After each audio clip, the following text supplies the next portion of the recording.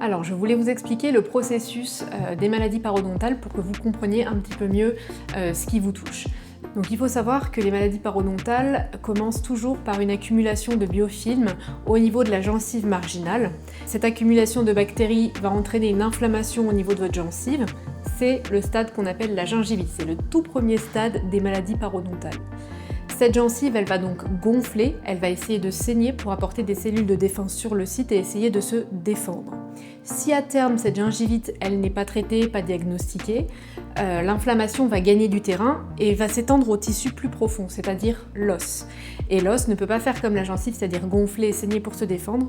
Lui va se mettre à distance de ce qui l'embête, du tartre, des bactéries et des tissus qui essayent de cicatriser sans y arriver, des tissus de granulation.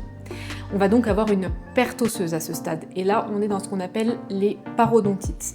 Ces parodontites, elles ont pour aspect principal d'être irréversibles, c'est-à-dire que les pertes tissulaires qui vont être entraînées par la pathologie ne seront pas récupérables. On pourra avoir une cicatrisation, mais on n'obtiendra jamais le niveau initial. Au niveau d'un implant, on aura exactement la même chronologie, ce sont juste les termes qui changent. On passe de la mucosite, pour l'inflammation la plus superficielle, à la périimplantite, perte osseuse autour de l'implant. À terme, que ce soit parodontite ou périimplantite, si elles ne sont pas traitées, on aura perte de la dent et de l'implant.